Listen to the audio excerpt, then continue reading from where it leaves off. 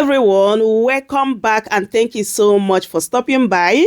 My people, matters are rising. The former Minister of Youth and Sports has exposed Tinubu's government as well as that of Buhari. So, according to Solomon Dalung, he said that there is a cabal in Bola Tinubu's government with people who are more informed and also sophisticated than those who formed the cabal in Buhari's presidency.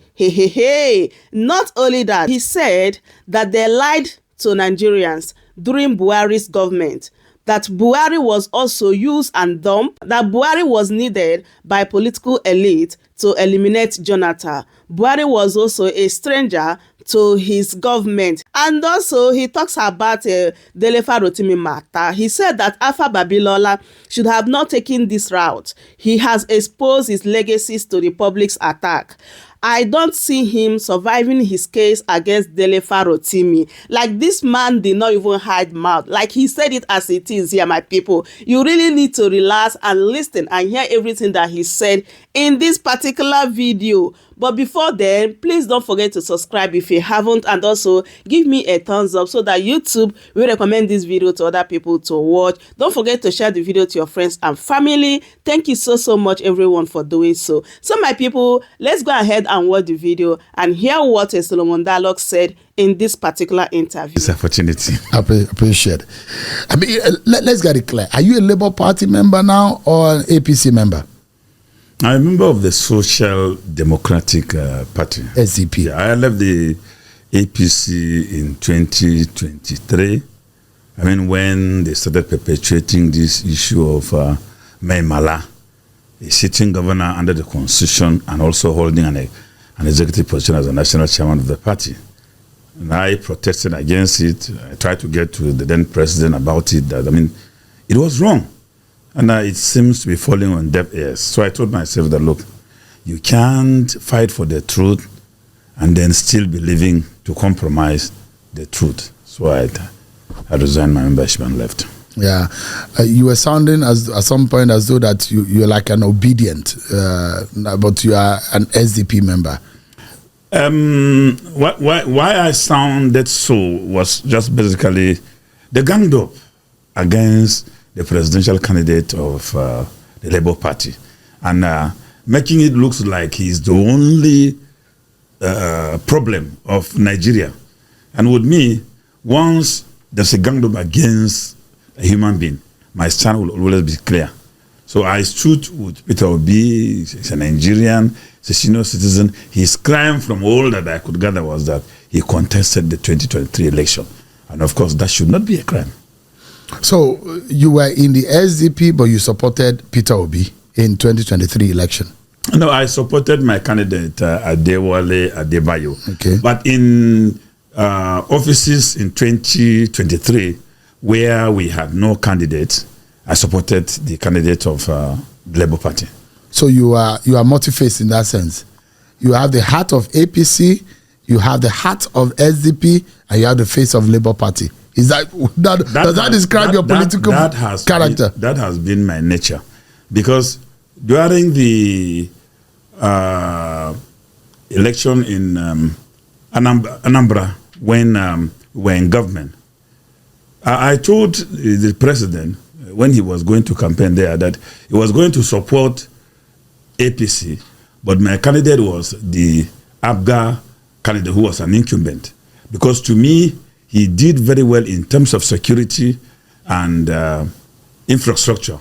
And the whole concept of leadership is about delivering democratic dividends. So I wouldn't want to go and get that for a non-APC candidate. And in 2019, in Kaduna State, I supported the PDP gubernatorial candidate, which I told the president too clearly that, look, for El-Rufai to introduce the issue of Muslim ticket in a multicultural society, I will not be part of it. So I'm not just a blind supporter. At any point in time, if someone decides to romance injustice, we can disagree on that, and I will stand on the side of what I feel is fair. So that's how I behave politically. So your ideology is based on how you perceive things and how it fits into your morale. and your morality, rather. Perfect. That's who you are. That's what Solomon Dalung is. That is who I am. Aligning it with the basic rules on the ground. So you're non-conformist. You got it right. You are an agitator in every sense. At every point sense in time. of it. Every sense of it. You are agitated. I even disagree with myself when I discovered that I didn't acted right. What you have not disagreed with is the way you look. No, this is very consistent. What informed this outfit anyway? The khaki and your beret. I mean, it reminds me when I was in university. If you wear this on campus, you might have, and you don't belong to a particular court group, you might have your head in your hands at some point. Are you a courtist? No, not at all. This is the signature of my mentor, Che Guevara, the Latin American revolutionary who actually fought very well for the liberation of most of those countries. It was also replicated here in Africa by my great mentor and leader, Thomas Sankara, of blessed memory in Burkina Faso. So it is an ideology of preaching, change in favor of the majority. So we stand for the general good. So I'm only just replicating that, and that are my thoughts. So you are a Che Guevara in one sense, you're a Sankara on one hand, but in the real sense, let's come to the real fact. You served on the platform of the APC. You were in the beginning one of the so-called founders of the APC, and there are those who will blame you that you are one of the problems of Nigeria. There are those who will say, Solomon Dalung, what you preach is different from what we saw. You serve the political party that you now disagree with. What came about the APC? What was the agenda in forming the APC in the first place? The APC, as at the time of conception, the way some of us perceive it was like we were all agreeing on one thing, to move Nigeria forward.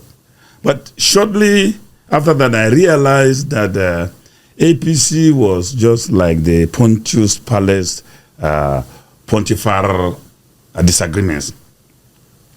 We were a conglomeration of strange bedfellows with all different interests, but we had a common enemy, and the common enemy was to eliminate PDP and Jonathan. And Goodluck Jonathan. And for me, it wasn't so. For me, it was the issue of let us move the country forward. So shortly after we have gotten power, this interest started manifesting, he said, in different forms and even within government which we were serving. And of course, I understood that, look, we had actually shortchanged Nigerians. So in one sense, APC deceived Nigerians. They were not actually for the people. They were actually to grab power. Is that what you're saying? No, APC used Nigerians and the common people. Because, the Buhari hurricane in 2015 was sponsored by Nigerians. Every kobo spent, apart from the big politicians who were donating aircrafts, which was also used by themselves for the campaign. And the common people, you remember, were trekking. Some trek 40 kilometers to attend our rallies. The poor people scratched cards, liquidated their small investment and donated. And the peak of it was the 90-year-old woman in Kebbi, whom when we went for campaign, brought out her life savings of 1 million and donated it to APC and said, she thanked God that she's contributing to the new Nigeria, even if she may not live to see. All that has been a ruse, isn't it? Completely. So so are you disappointed? Because I'm also worried that you served under the APC, you benefited from the APC, you served for 4 years as a minister. Now you are coming back to stab the party in the back, and you say the party does not represent what you thought you could have represented. Is that not double speaking? I serve my country because at any given opportunity, if I'm invited, I'm convinced that I have something to offer for my country, I will go and serve. I serve my country. But the party with which I was one of the strongest members at conception and even the campaign, I brought much to the table in 2015. I mobilized 560 clergies, bishops, reverend fathers to endorse Buhari on the 13th of February 2015 at the International Conference Center. And that was the first time, in the history of this country, where the North, which has always been divided along religion, had that type of endorsement, and the clergy went and campaigned for Buhari. So I am a tall stakeholder in APC. But like you said, I am completely disappointed because, what we told Nigerians was not what had happened in 2015. So it was a lie. We lied. We should admit we lied. To Nigerians. To Nigerians. You deceived Nigerians. We deceived, even though we use people deceive people, the PDP, for campaign. But of course, we were a replica of what we were accusing the PDP of. Or even worse. Worse. Not even. Eliminate the word worse. But Buhari was a catch, isn't it? People wanted the exit of PDP, thinking that Buhari was the Messiah at the time. But now there are those who will say Buhari was a disaster. Those who do not see that Buhari did anything good in that 8 years will think that Buhari wasn't the best for Nigeria at the time. What happened? Buhari was also used and done. Who used him? Buhari's charisma was needed at that point in time by the political elite to eliminate Jonathan. And shortly after Buhari had taken over power, these set of political elites emerged and hijacked government. And Buhari was a stranger. I can say this at any point in time. Buhari was a stranger in his own government. And I can corroborate this because I went to see the president in 2020 when I was out of office. And I told him, Mr. President, this wasn't what we told Nigerians. And that I have conscience. We campaigned and convinced Nigerians. When I look at the type of investment the common people put in our government, and here we are today with insecurity. When we came in, it was only the Northeast. As at 2020, I told him it was not possible to even travel from Abuja to Kaduna. And I dared him. I said, Mr. President, if you disbelieve what I'm saying, or what I was saying, please, roll out brigade of gas now, and I join you. We drive from Abuja to Daura, and I promise him that if bandits do not attack him, I will go and die in exile. I briefed him about the security situation, about the hardship, and to be very fair to the president, he expressed surprise, meaning from my own judgment, some of the things I said were things he was hearing them for the first time. But I'm not surprised that such has happened. Because even when we were in government, it has happened. It was me who, even at the Federal Executive Council meeting, that informed him when the DSS and EFCC were trigger drawn in Asokoro here for 3 days. They held the entire environment hostage, and the president didn't know. It was everywhere on the press, print media. But the president, the Buhari that we saw is usually with newspapers. We saw him reading the newspapers. Maybe they gave him a different newspaper. Well, those who had such knowledge had actually claimed that his newspapers are different. But from this particular incident where the president was in Nigeria for 3 good days, and we went to the Federal Executive Council meeting, and I was expecting the issue to have been on the agenda, the first thing we will look at. And until we finished our meeting, it was not there. I had to introduce it through AOB. And the president was completely in confusion, listening to what I was saying. And at the end of the day, we even left without any closing prayer because he was visibly angry. And when he left, on my way to my office, I saw those 2 agencies under his office, directly under his office, holding a complete community hostage for 3 days because of their whatever their interests they had, and the president didn't know. There was no security to his table. The national security advisor could not inform him. The so-called courtiers and veranda boys, none of them, thought it wise to save his image and integrity to inform him. So there was an overtaking of the Buhari government under his watch. For me, Buhari's hurricane, Buhari's integrity was needed. It was a political bite needed to eliminate Jonathan and his government. And immediately that was achieved. You could see what happened. If we were honest, after bringing Buhari, there should have been a consensus, and we should have looked at our individual images and integrity as to how we will move the country forward. But the type of war that went on within and outside, the blame game and everything, it's enough to tell. So it was within the corridors of power, within the presidency, those who overtook the so-called cabals really existed. No, cabal exists in Nigerian presidency till today. Really? It's still under Tinubu government? No. Tinubu has even the most sophisticated cabal. Really? Worse than Buhari. Buhari's cabal was a group of uninformed people with little experiences. That was why they were dipping hand in everything that was available. But Tinubu's cabal is a sophisticated group of people who had been long in power. And they know power. They are also informed. So they are more dangerous than any other cabal that I have ever known and seen.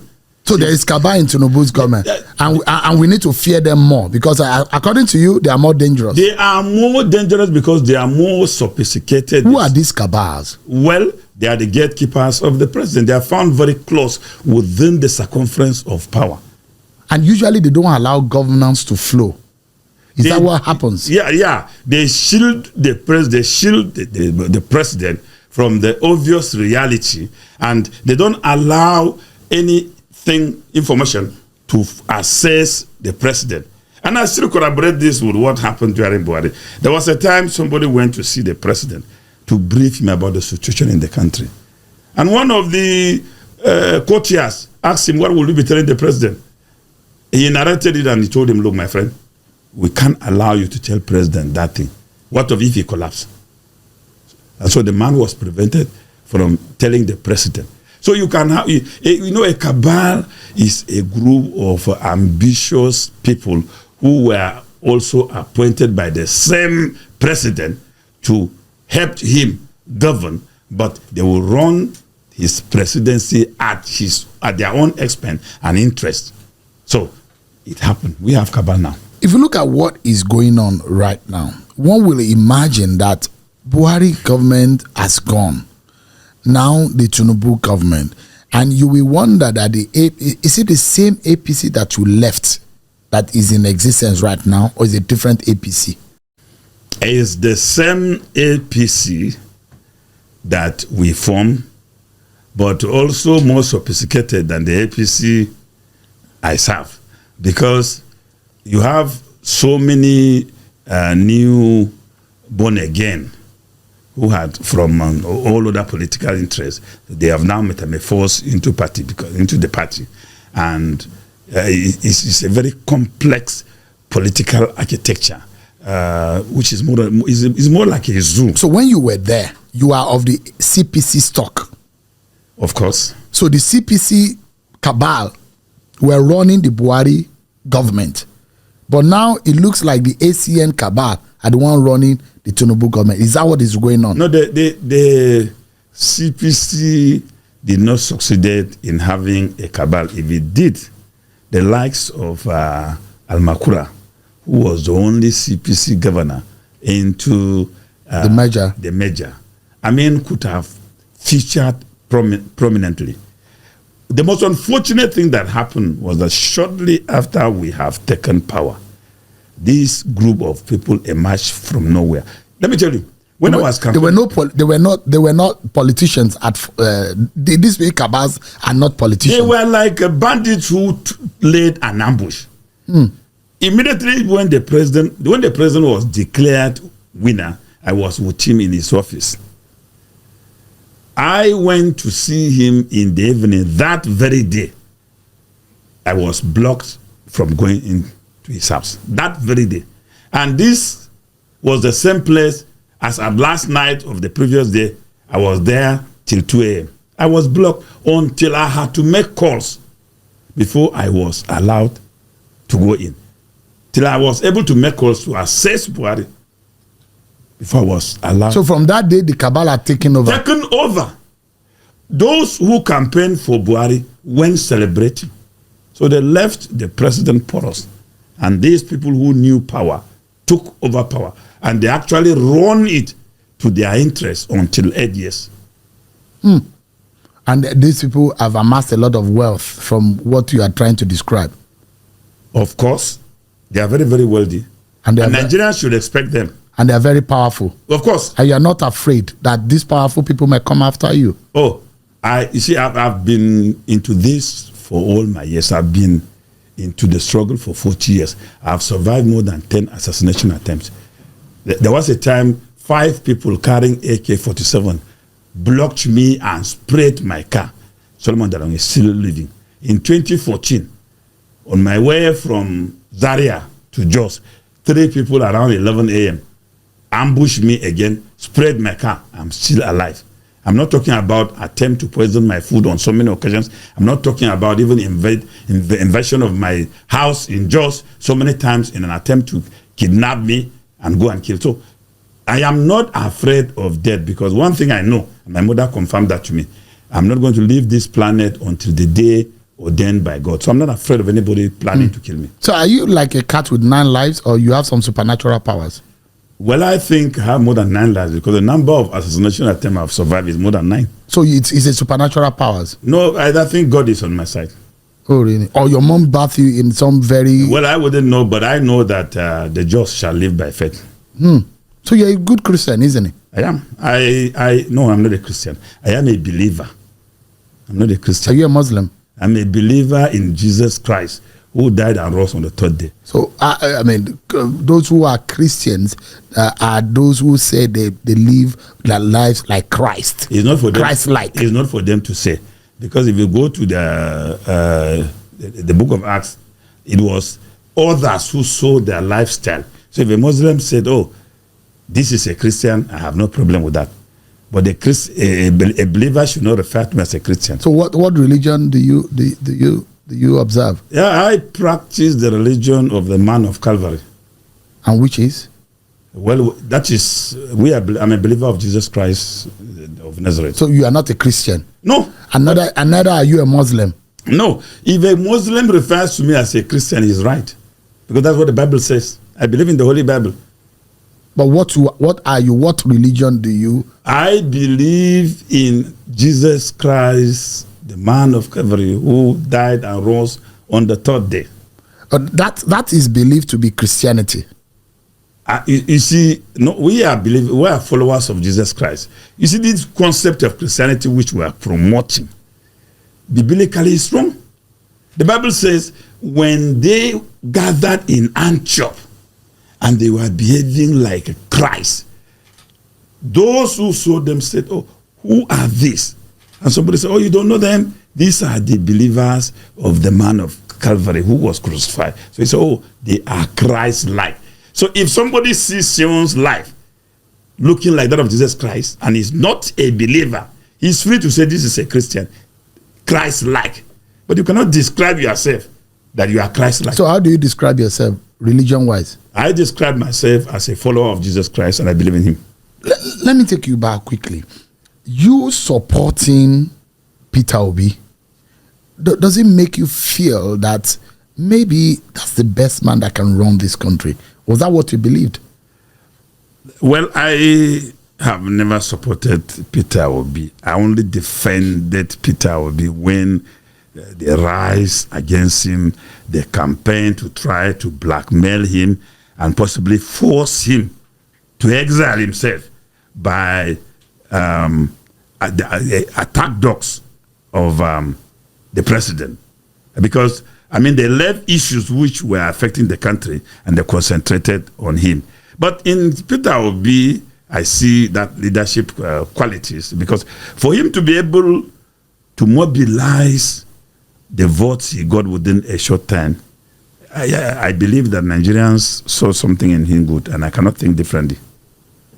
I mean, out of all the candidates, who do you think? I mean, the president is in office, and so it's you can't change that.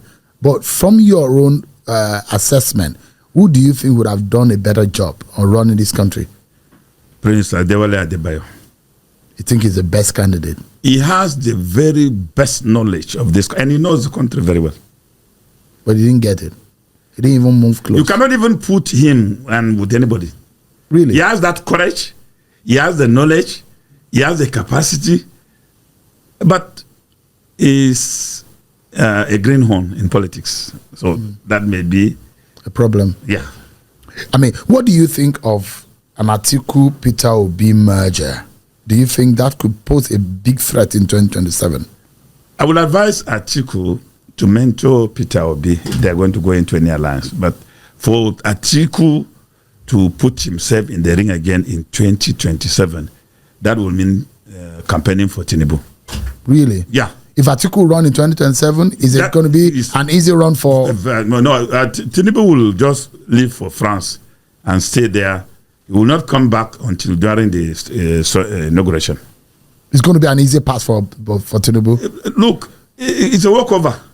I mean, but there are those who will say the Northerners should allow the South to run till 2030, in 2027, and the SGF have made that statement. What's your view? I'm an advocate of equity. By 2027, the president of Nigeria should come from the South. Northerners, like me, if we actually want to make very good impact in 2027, is to identify a candidate in the South, support him against the incumbent.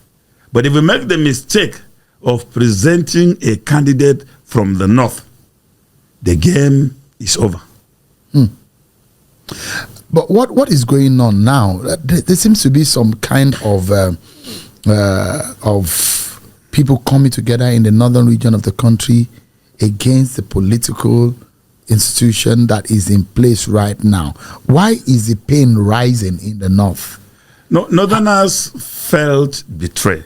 They brought about 5-point-something million votes to coronate this government under the Muslim ticket hypocrisy or deceit. So, but they are not getting it at all. You see, the Northerners are complaining about the economic policies of the government.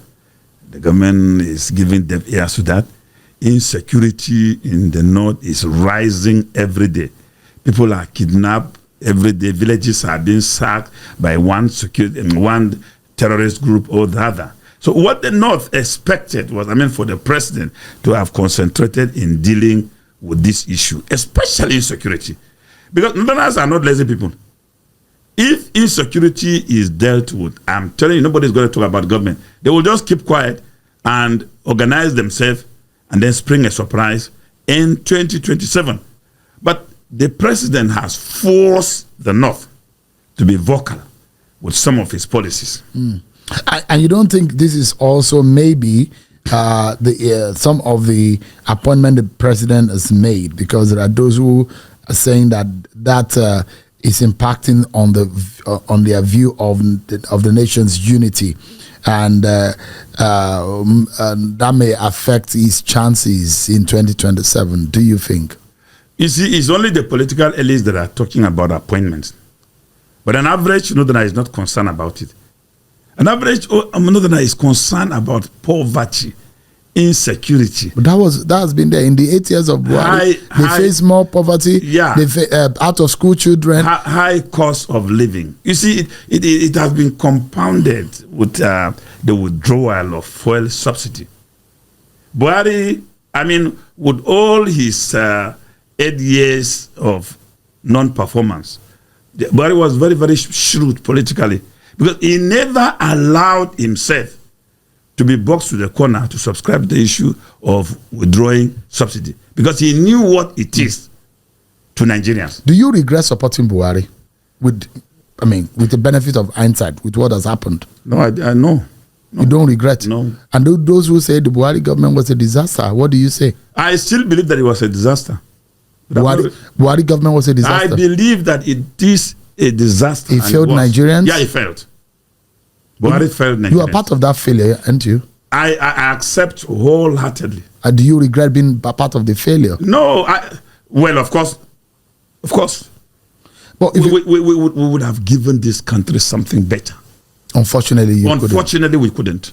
But if you look at it, for someone like former Governor Nasir El-Rufai, a key Tinubu supporter, couldn't get a ministerial role by the Senate. Yaya Bello, a strong supporter, is being tried by the EFCC. Do you view these actions as genuine accountability or political witch hunt within the APC? For Yaya Bello, there's nothing there resembling which is genuine demand for accountability. But you see, it's more or less like armed robbers after robbing a bank, and they went to share the loot in the forest, and one of them stole something, and the rest are putting him on trial. So he's complaining, we're all robbers, so why will you try me for robbery, for stealing? That's what is happening with Yaya Bello. But for El-Rufai, I expected him to have been smarter politically than what happened to him.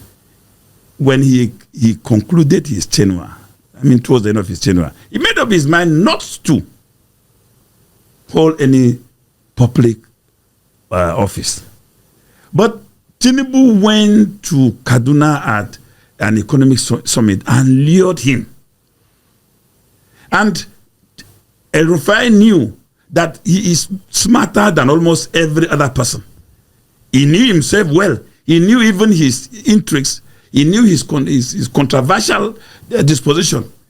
So he couldn't have given into that because he was lured into so that he can be humiliated the way he did.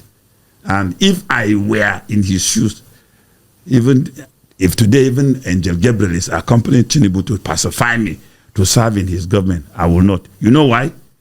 If I dare make that mistake, they will nominate me, and then when they go to the National Assembly, they will raise security reports and declare me a terrorist. And that will be over. So El-Rufai made the greatest respect for the mistake which intelligent people shouldn't have done. He should have remained with his decision.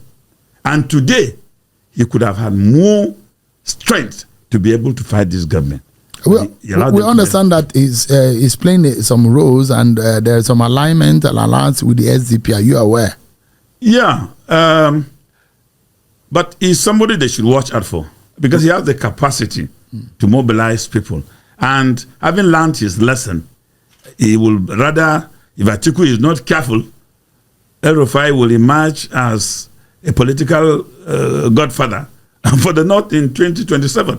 Because he's not going to talk for himself, but he will galvanize that support to make sure that, he gets his pound of flesh from this government. So is it true that there is a storm brewing? There is a coming together of some heavyweight politicians trying to form an alliance and form a very strong opposition? There are different concentrics of mobilization against this government.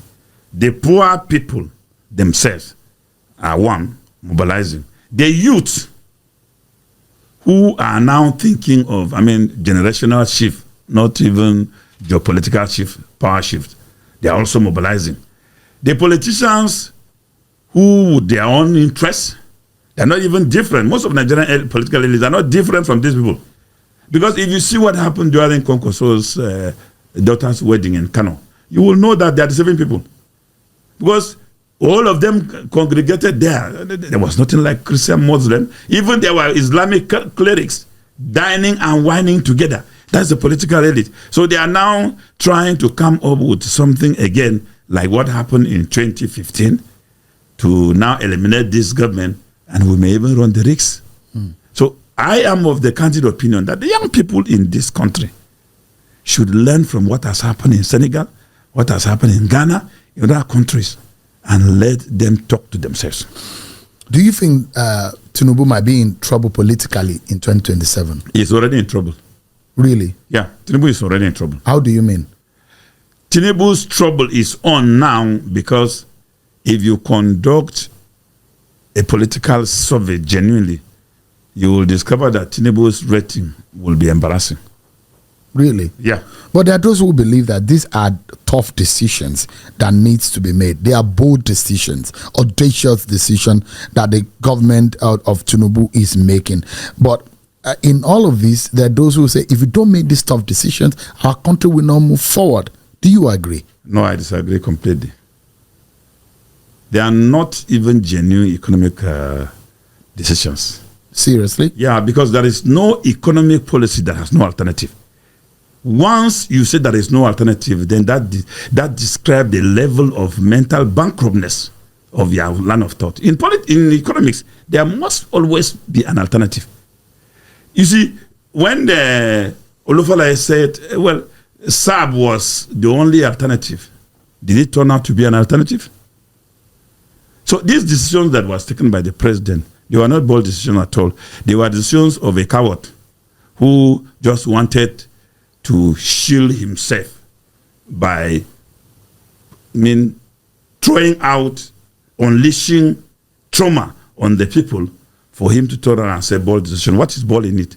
If he was that courageous, he was expected to have prosecuted the 16 companies, oil companies, inducted by the National Assembly, where 2 of them, Eagle Oil and Rano, came out and said, we have not collected a dime from subsidy. The 14 did not say anything. A courageous Nigerian leader, after inauguration, should start from there, not withdrawal of full subsidy. But the Arewa Youth Consultative Forum, for example, has accused you of making baseless remarks against the Tinubu's administration to incite protests, citing your failed 2023 House of Representatives bid and attempts to regain ministerial role. How do you respond to these claims? Are your criticism driven by genuine national interest or your personal ambition or pain of your failed political bid? No, you see, in politics and in democracy, people are entitled to their opinions. And so I don't contest or condescend to the level of joining issues for them. They were only trying to demobilize the mobilization we had embarked upon to protest. They did everything possible, bringing out a lot of money, calling people names and calling them out, but we prove a point. We succeeded in giving Nigerians the best organized demonstration, despite everything they did, arresting all our cadre men and locking them up, intimidating. We still had Nigerians more than any other demonstration ever conducted in this country. So I think for us, we succeeded. And so you were behind the August protest? Of course. Of course. I was one of the organizers. You are an anti-Buhari, anti-Tinubu person? Of course, I am. Why? Because of his economic policies. Do you dislike him that much? Not as a person. Not as a person. But his policies and his approach to governance, I of course hate it completely. Let me ask you, there are those who will look at things as it's going right now and look at your time in office. During your time as Minister of Youth and Sport, many Nigerians felt the government did not adequately address systemic problems in the Nigerian sports sector, including infrastructure and athletes' welfare. Given your close involvement, how do you respond to critics who argue that your tenure was largely ineffective and a failure? Well, they're also subject to their opinion. I don't blame them for that. But of course, the records are there. I was the only minister who secured World Cup ticket for Nigeria without the jumbo presidential task force that almost got 10 billion every time Nigeria is going to World Cup, single-handedly. That's an achievement. Under my watch, when I left office, I left Nigeria as champions in 10 sports. Today, I doubt if they are anywhere in 2 or 3. Under my watch, still, the Tigres in Tenerife, Spain, emerged the first African team to be in basketball to ever qualify to quarterfinals in 100 years. And they moved their ranking from 34 to number 8 in the world. I can go on and on. Under my watch, I revived the moribund National Sports Festival. Under my watch, there was the National Youth Games, which I run. And the product of the National Youth Games is the profile of the contemporary athletes Nigeria. The National Sports Program, your tenure has faced a lot of scrutiny over the handling of funds for the organization, particularly in the aftermath of Nigeria's underwhelming performance in major events like the Rio Olympics. What is your take on these claims? How would you address the accountability gaps that exist in the management of public funds allocated to sport? There are those who believe that in the sports sector, they believe at that time in your office that a lot of monies were not able to be accounted for, that you took away with you a lot of public funds. Oh my How God. do you account for that? Oh my God. Accountability under my watch is open for public scrutiny till death. Let me tell you something about this Rio. I borrowed 50 million naira from late Senator Ifeanyi Uba to come and train Team Nigeria to take them to Rio. The first release from government came 4 days into Olympics. I went to Olympics. I bought my ticket myself and I went to Olympics. And the budget for Olympics in 2016 is public document by the National Assembly was 400 million, which was even insufficient to buy ticket. I had to approach the president with a memo to approve another 1.4 billion for us. And I went to Rio in the history of Nigerian Olympics with one of the modest contingent, because we didn't go with all these jumbo size jamboree of carrying people. It was only athletes and officials. So those who think that you stole money while being Minister of Sport, you don't think that you need anything to defend? Oh, no, I have nothing. I have nothing. I don't even have money. They don't see. In fact, there was a publication in Vanguard accusing me of stealing 18 billion. And the entire money released to sports in the 3 years I served was not even up to that. So these are figures that sometimes people fabricate. But I believe that if I have stolen money, if anybody is aware, he could still make a complaint. You should be you've been highly critical of your successors, especially Minister John Owaneno, calling his tenure a failure and accusing him of mismanagement. However, critics, including Jonathan Abanguba, argue that your tenure was marred by several issues, from the mishandling of Team Nigeria's performance in the Olympics to neglecting sports infrastructure and athletes' welfare. With this in mind, how do you respond to the accusation that your attacks on the minister at the time, the former Minister of Sport, Owaneno, are more about deflecting attention from your own legacy, which many see as flawed? You see, I still, there's people are free to express their opinion, but records are there. Athletes and players' welfare enjoy the greatest attention under me. It was under my watch that I introduced the reward system for athletes who maybe win a gold medal at international racing to $5,000, and those who win silver $3,000, and those who win bronze $2,000. So athletes and players' welfare under my watch received the best attention. In fact, if that wasn't the case, Nigeria would have not even qualified for football in Rio during the Olympics in 2016, because when I came in, there was an issue of the backlog of non-payment. You're describing yourself as though you are the best Minister of Sport Nigeria has ever had. I am not. It's Nigerians that I'm only giving account, because allegations now are arrest. So in responding to allegations, it may look like self-praising, but for me, I didn't do it. Do you have regrets serving as Minister of Sports? No, not at all. Do you think that if you had given opportunity again, what would you do differently? If I'm given the opportunity, I will improve on what I did, because there are some things that needed to be addressed. You see, the sports architecture needed radical transformation. The private sector needed to be wooed to put in investment in sports. And government needs to move from the mentality of seeing sports as recreation. Because government investment in sports has been abysmal. So, do you agree with the initiative by the president to scrap the Ministry of Sport and create a sports commission? Now, that's the worst decision that any government has ever made. Really? Yeah. Ministry of Sports belongs to the youth demography, and they are responsible for bringing any government.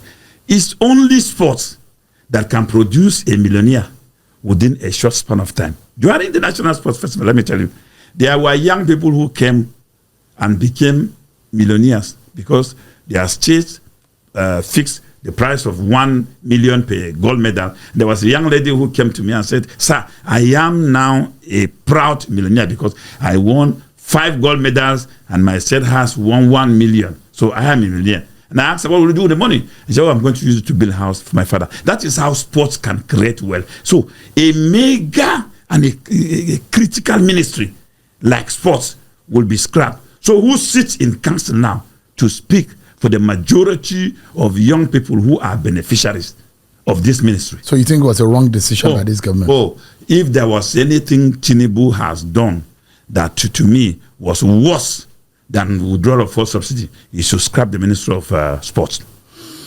If you look at, as a lawyer, let me ask you, what is your view on the Dele Farotimi case on the issue of defamation, libel against Are Afe Babalola? I would have thought that my father, Afe Babalola, should have not taken this route. Because, I mean, he has exposed his legacies to public attack. And I don't see him surviving it. Because Dele is a reputable human rights activist. I mean, his profile is highly revered by most Nigerians. So they will never understand him with all his claim for defamation, for this, for that. If I were to advise him, he would have just called Dele and said, "Look, my son, I mean, this is not the way to go. You will also get to where I am today. Despite what you would have known about me, I mean, this wasn't the better way to handle it. That was how I was mentored by Chief Lar." But you see, he had condescended into the arena. And it is him now and his family versus Nigerians.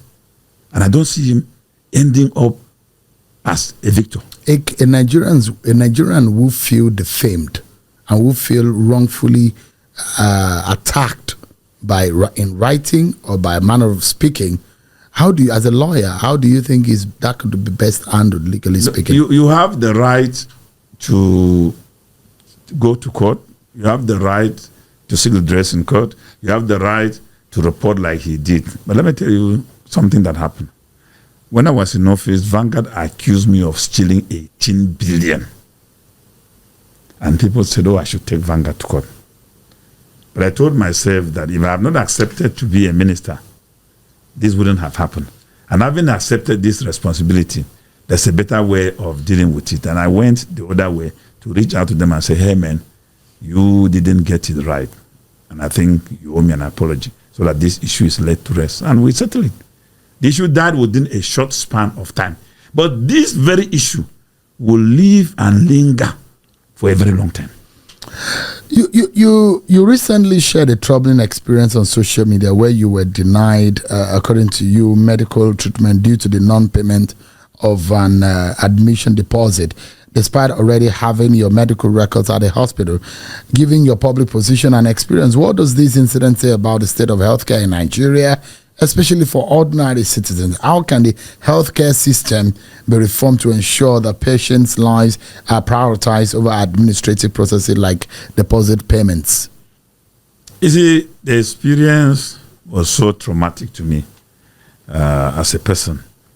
This was because after 4 hours, when I regained my consciousness and realized that I have been abandoned simply because I was unconscious and could not be able to transfer money to the hospital. And when I did that, and I went into again, I became unconscious again for the 7 hours. When ultimately I recovered, I became terrified. Terrified because I said, oh, so many people would have died this way. What happened if I did not recover after 4 hours? It would have been, he has died of brief illness. You see, we need to have moved far, far from where we are now with our medical delivery services and infrastructure. I thought that after COVID, we were going to learn big lessons and transform the healthcare sector. But it has now gone down even low below what it was before COVID. So I think if our leaders think or thought that COVID has gone, I'm sure something is still going to come if nothing is done about the healthcare system. Today, if you go to the hospital, you go to the villages, the common people have abandoned modern healthcare system. They are back to traditionalism because they can't afford it. They can't afford. On a final note, just like we wrap up, just to wrap up, give me your honest view on the way forward for Nigeria. The way forward for Nigeria is for the president to be a father figure. He has very good experiences as somebody who struggled for democracy. And he has also been a governor and a senator. So my expectation of him is that he would have understood the Nigerian political landscape and also knew that the country is sharply divided and should have taken steps to unite the country. I have suggested the issue which the government has announced, nothing is happening, holding a national youth summit, trying to bring the young people together to guarantee them of a future. That's very, very important. Secondly, the president needs more engagement of stakeholders across the country. Because it's not about winning election in 2027. But if in case he wins in 2027, he will face a situation worse than what Buhari faced, because he's going to face a very terrible opposition. And the country may be navigating on a very serious storm. So the president needs to act now. He should grow above these primordial sentiments and look at the country, because we are here today, showing tomorrow we will not be here to sit and discuss this country. You said that his presidency might be troubled, politically speaking. Can he salvage it? Is it too late? No, it's not. It's not too late. It's not too late. I mean, there are better ways of dealing with this. Let me give you an example of what Shagari did, and even if you go back to what Tafawa Balewa did. You see, when Tafawa Balewa's government was faced by the storm of the crisis in Western region, there was realignment. He got some people from the Western region into his government in order to stabilize the country. Even though while he did that, he still went and lit matches, the fuel station, and then it exploded and consumed the government. The president should not ignore what is happening now and be thinking about himself. It's very, very important that he try to bring the country together, even in terms of appointment. You see, each time I hear him making an appointment, they don't seem to tally with what Section 14(3) of the Constitution provides. It doesn't reflect the country. And I'm disappointed, because my understanding of President Tinubu is that he knew this country, but I realized that he seems not to. But there are elderly people around him. All those shouting around him should know that once fire is set at the filling station, anybody within the vicinity of the filling station should say his last prayers. Mr. Solomon Dalung, thank you so much. Former Minister of Sports and Youth Development in Nigeria. So you are not a cultist, but you are an activist. I am not a cultist. I've not even participated in one, but I am a revolutionary politician. Thank you so much indeed. So my people, that is it. I hope you guys had everything Mr. Solomon Dalung said in this particular video, and this is exactly what is happening. Like, God is really exposing them one by one. You know, when we talk about the hardship and the everything that is happening in Nigeria right now, sometimes it seems that Tinubu do not even understand like what is happening, like the reality on ground, how Nigerians are suffering. Because of people around him, the so-called cabals, they are not telling Tinubu the truth. They are not telling Tinubu the reality on ground. This is the reason why they don't care. And Nigerians are suffering. Look at what this man said here, that they lied during Buhari's administration. And right now, they are still lying because people, the so-called cabals, they are more informed, more sophisticated. So what do you even expect? My people, we are really in a big trouble in this country called Nigeria, honestly. Let me allow you guys to leave your thoughts in the comment section. Don't forget to subscribe, share the video as well. Thank you so much, everyone, for watching. And I will see you guys in my next update. Goodbye for now. Welcome to Shamra Senior.